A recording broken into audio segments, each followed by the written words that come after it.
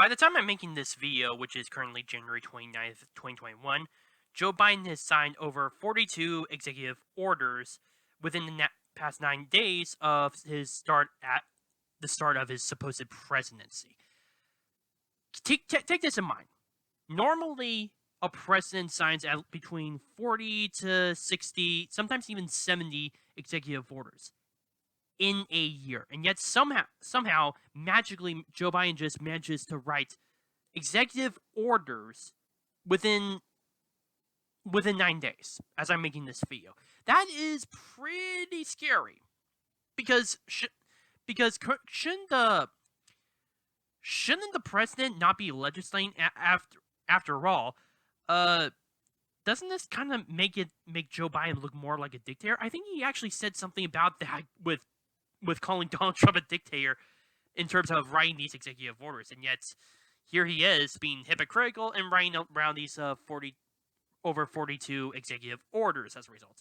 Now, all of these executive orders, or at least most of them, are trying to destroy a lot of President Trump's policies within his first term. I mentioned before stuff like the Keystone Pipeline, the postponing of construction work with the border wall, etc., etc., etc.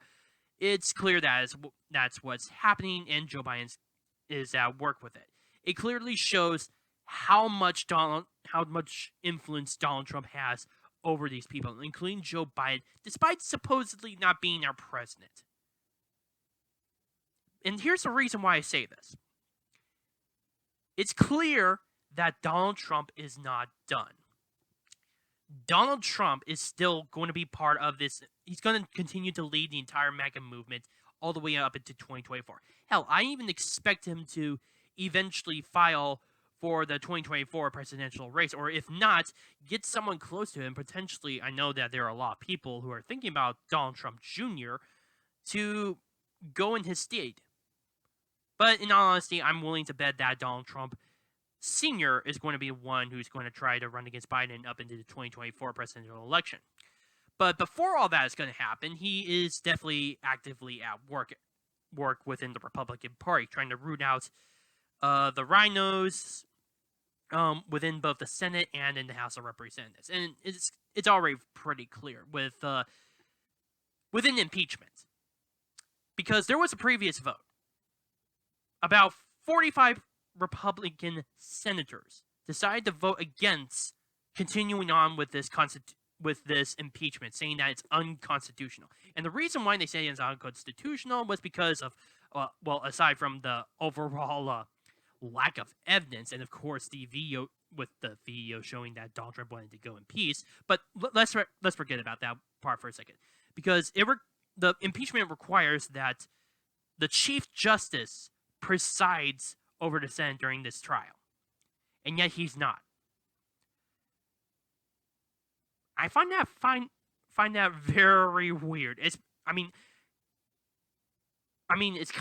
of delegitimizes this impeachment more so than it has ever has.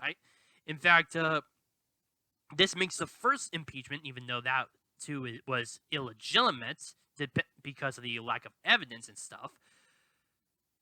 It makes that impeachment more plausible and more convincing that Trump actually did something. But again, that was complete crap in my opinion. And apparently it showed within the vote within the Senate at the time. Anyways, 45 Republican senators decided to vote it's unconstitutional, yet 5 senators, including Liz Cheney and Mitt Romney, decided to side with the Democrats and vote this on forward. Considering that huge number, I don't believe that Donald Trump is going to be convicted in any sense, in any way. He has too much political power in the Republican Party. He has millions of voters, and if they decide to piss off the entire Trump movement, or the entire MAGA movement, whatever the hell you guys want to call it, the Republican Party is done. People will hate that. I don't know what would happen in terms of if he actually would be convicted, but in all honesty, that's a low possibility of that happening, considering, again, 45 Republican senators. Now, do I bring this up? Because a lot of these other senators, even prior to the impeachment vote, which I just mentioned, were being censored. Now, what does that mean? Censored is an expressing of severe disapproval of someone or something, especially in a formal statement. And I'm getting this off of Google Dictionary.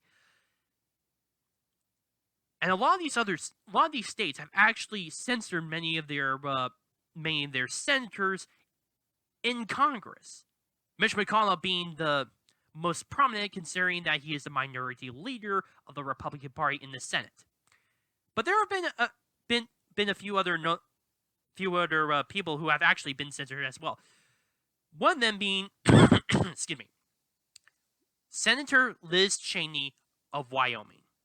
She was censored by Wyoming, by the Republican Party of Wyoming, and was called on to potentially explain herself. Why she decided to vote alongside with the Democrats. And in fact, Dr. Steve Turley, and if you guys want, I'm going to post a link to his video down in the description below, because he gets pretty good into detail with this. She has not whatsoever responded back, and that's going to be. It's clear where the writing is on the wall. I believe Liz Cheney is definitely going to get primaried or recalled. I'm honestly mostly think that it's going to be primaried. Just in my opinion. For right now, I don't think that's what Donald Trump is currently focusing on. He's definitely focusing on the Republicans. He's just trying to right now with the whole censoring of senators as well as potential primaries. He's definitely getting them on notice. There is continued spotlight within the Republican Party about what these guys have done and what they have done not only to Donald Trump, our elected president, but to the not only to the Republican Party, but to the American people at large. He's continuing on that spotlight, and he's definitely looking into these senators that have voted against him.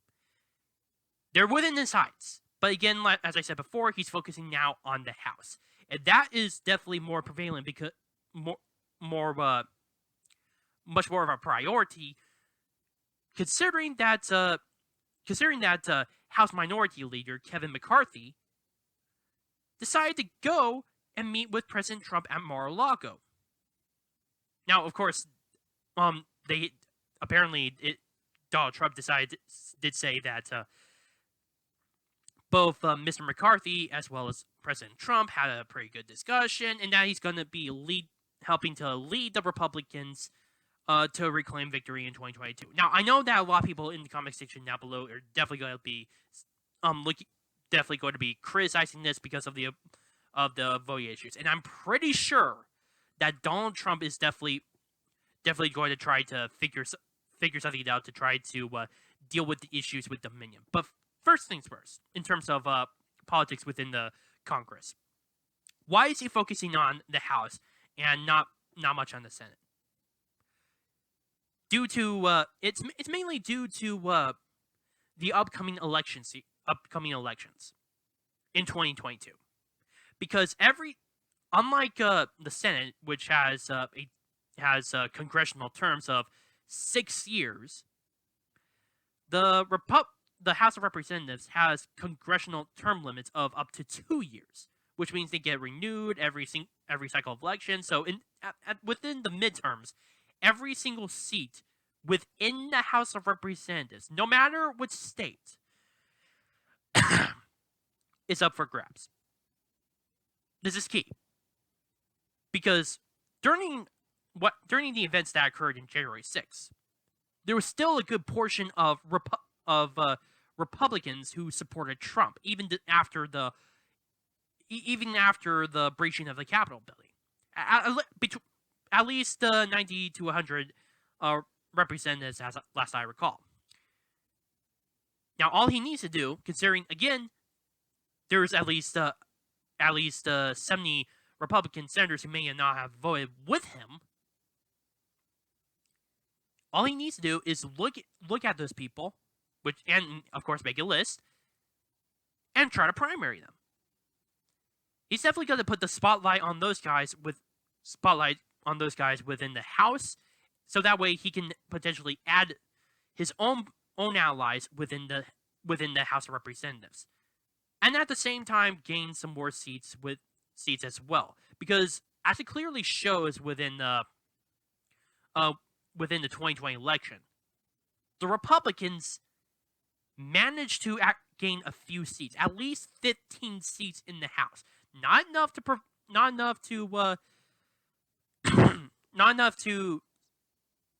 reclaim the majority, but still a good. It's definitely enough to hurt the Democrats. It definitely bled them out in that regard. And I'm pretty sure that's what Donald Trump is going to do as well, not just to the Democratic Party, but also to the rhinos as well. He's going to focus on the House, and then he's going to lock his target onto the Senate. And he's definitely going to get people like Mitch McConnell, Liz Cheney, and Mitt Romney out as soon as possible. Now, considering that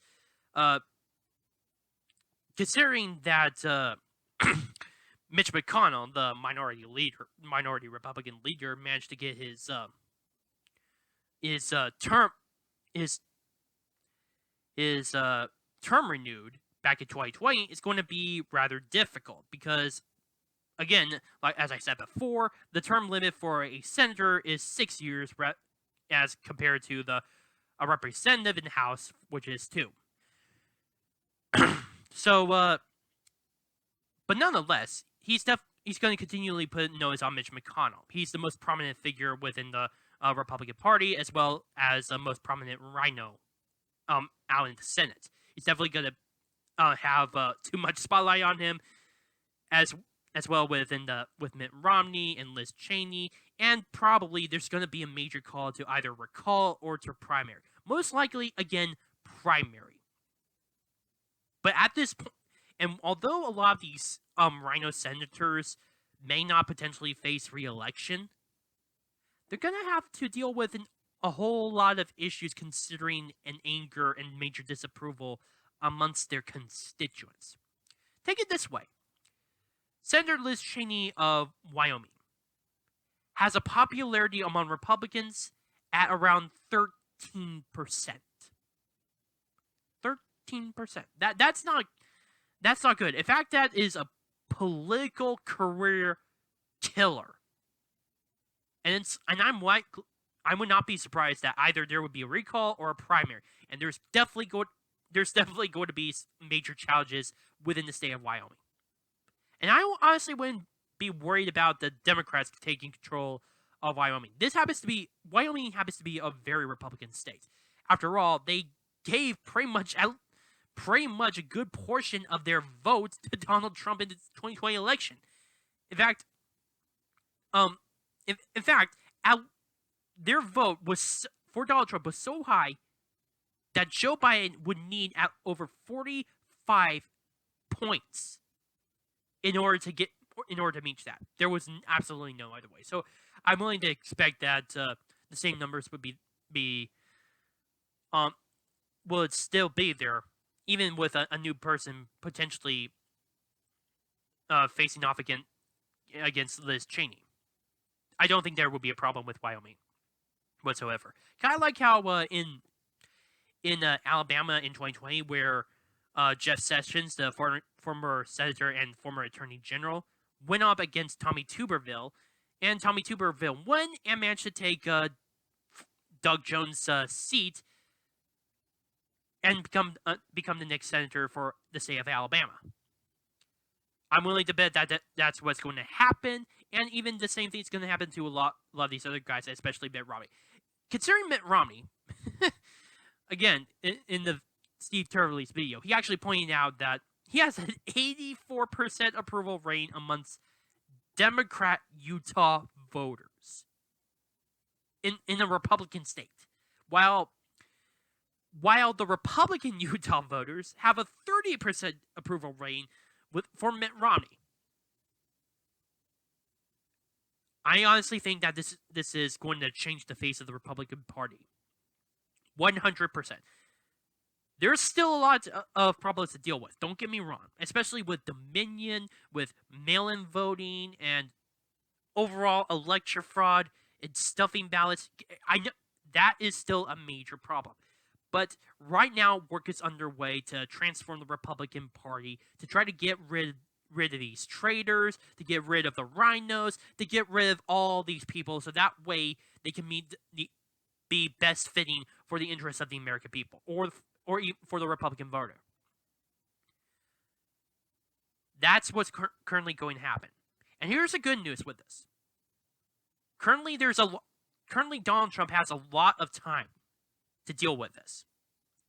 He has, at less than 2 years, about a year 10 months, to transform the Republican Party and to potentially endorse people to support people who would be challenging the rhinos. I think that's what's going to happen. I believe that Donald Trump will use his popularity as well as political base to support these people, and in turn, it will radically change the Republican Party. Now, I know that there's still a lot of people who obviously were disappointed with their senators, especially what happened on January 6th. But right now, I think, like I said before, with Donald Trump focusing on these high priority figures like Mitt Romney, Liz Cheney, and Mitch McConnell, and just to name a few, he is trying to cut off the head of the snake. He's going to cut it off, and then he's going to replace it with a new one that can do his bidding. That, I think, is what's going to happen. He's going to transfer the Republican Party to better suit the average American. He's going to get rid of all these people, and potentially, if possible, if he does run in 2024, which I highly expect, he will win the White House. I really do. I really do believe that he will win the White House if all these issues, including Dominion, the issues within the Republican Party, are dealt with. I believe that will happen. But for right now, we'll just have to wait and see. For right now, we will have to deal with Joe Biden and all the issues that he has brought upon us within the past 9 days.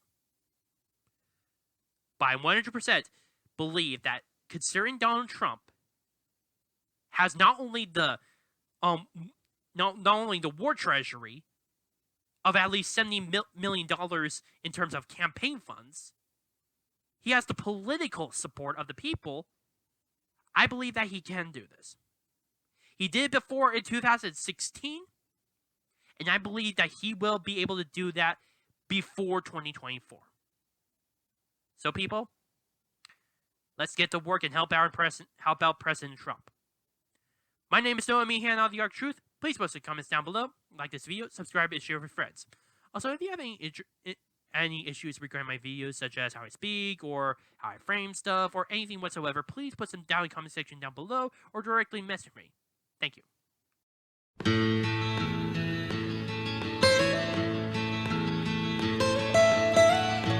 Almost heaven.